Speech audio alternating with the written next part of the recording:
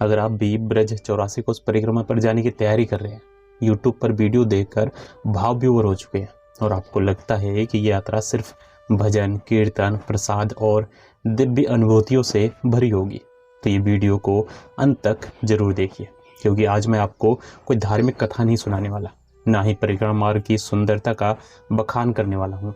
आज मैं आपको ये सच बताने वाला हूँ जो शायद आपको किसी यूट्यूब वीडियो में नहीं मिलेगी।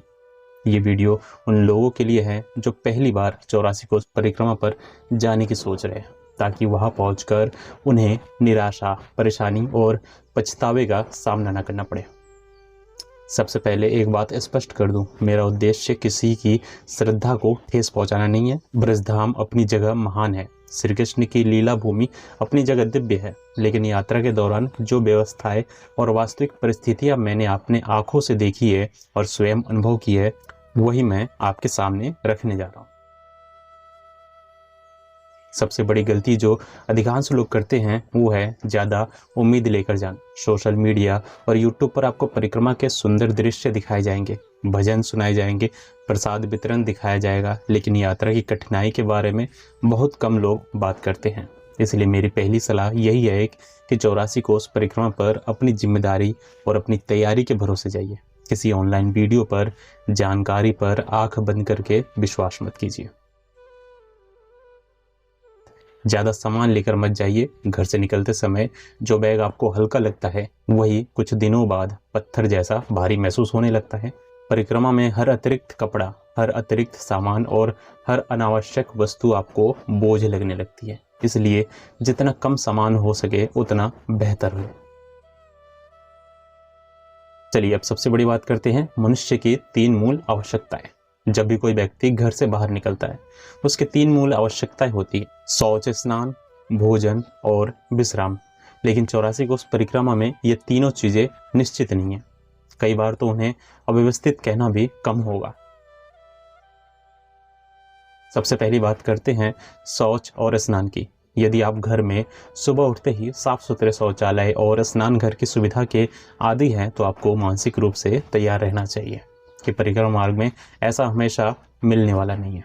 कई स्थानों पर आपको ऐसी परिस्थिति का सामना करना पड़ सकता है जहां न पर्याप्त शौचालय होंगे, न साफ सफाई होगी और न ही अपेक्षित गोपनीयता यानी कि प्राइवेसी। कई श्रद्धालु मजबूरी में खुले क्षेत्रों का उपयोग करते हैं। कई स्थानों पर पानी की व्यवस्था भी सीमित होती है।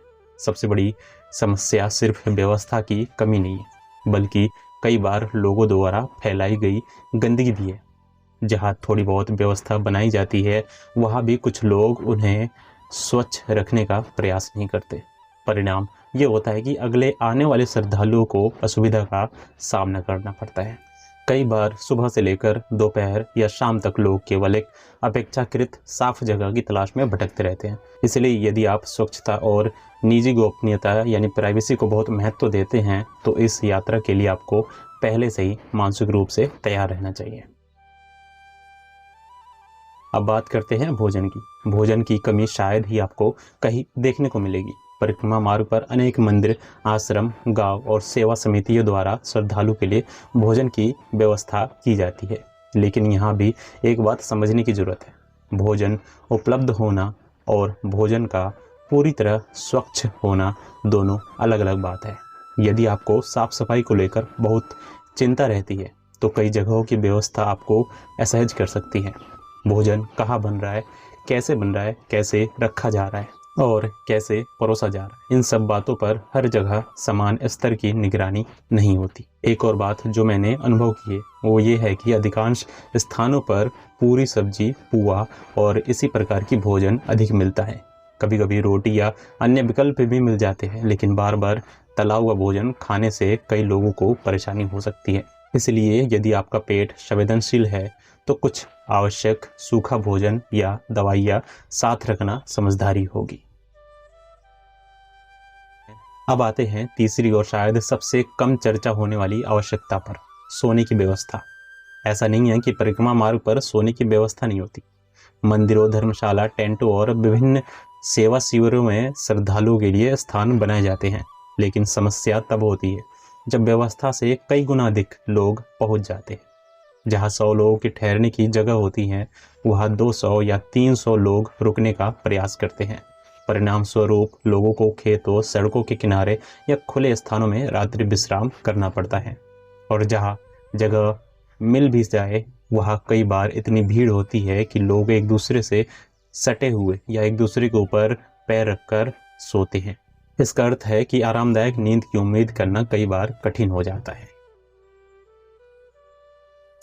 अब यह बहुत महत्वपूर्ण बात समझिए, समस्या सिर्फ व्यवस्थाओं की कमी नहीं है। मेरी व्यक्तिगत राय में कई बार समस्या उन लोगों की भी होती है जो इन व्यवस्थाओं का उपयोग करते हैं। परिक्रमा मार्ग पर अनेक गांव, मंदिर, आश्रम और स्थानीय लोग श्रद्धालुओं के लिए अपनी क्षमता के अनुसार व्यवस्था करते हैं। लेकिन जब हजारों लोग एक साथ आते हैं और उनमें से कुछ लोग स्वच्छता का ध्यान नहीं रखते, तो धीरे धीरे पूरी व्यवस्था प्रभावित हो जाती है। जहाँ स्नान की व्यवस्था होती है, वहाँ गंदगी फैल जाती है। जहाँ भोजन कराया जाता है, वहाँ झूठे पत्तल और प्लास्टिक के गिलास बिखरे मिले जाते हैं। जहाँ विश्राम की व्यवस्था होती है, वहाँ आसपास का वातावरण कई बार अस्वच्छ हो जाता है। ये सिर्फ प्रशासन या आयोजकों की जिम्मेदारी नहीं है, श्रद्धालु की भी जिम्मेदारी है कि वे जिस स्थान का उपयोग करें उसे वैसा ही या उससे बेहतर छोड़ कर जाए। तो क्या इसका मतलब है कि आपको 84 कोस परिक्रमा नहीं करनी चाहिए? बिल्कुल नहीं। यदि आपकी श्रद्धा है, आपका मन है और आप इस यात्रा के आध्यात्मिक महत्व को समझते हैं, तो अवश्य जाइए, लेकिन वास्तविकता को समझ कर जाइए। ये कोई लग्जरी टूर नहीं है, ये कोई 5 सितारा धार्मिक यात्रा नहीं है। ये एक कठिन यात्रा है जिसमें धूल है, भीड़ है, अव्यवस्था है, थकान है और कई बार निराशा भी है।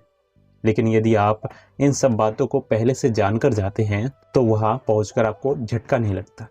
अंत में मैं सिर्फ इतना कहना चाहूँगा कि चाहे आप किसी भी धाम की यात्रा पर जाए या किसी भी तीर्थ पर जाए, तो केवल सोशल मीडिया और यूट्यूब वीडियो के आधार पर अपनी अपेक्षाएं मत बनाइए। हर व्यक्ति का अनुभव अलग होता है। जो बात वीडियो में नहीं दिखाई जाती, वही अक्सर वास्तविक होती है। ये मेरा व्यक्तिगत अनुभव है और मेरा दृष्टिकोण है। संभव है कुछ लोगों का अनुभव इससे अलग रहा हो, लेकिन जो मैंने देखा, समझा और महसूस किया है, वही मैंने आपके सामने ईमानदारी से रख दिया है। तो चलिए इस वीडियो को यही समाप्त करते हैं और आपको सभी को राधे राधे, राधे कृष्णा, जय श्री कृष्ण।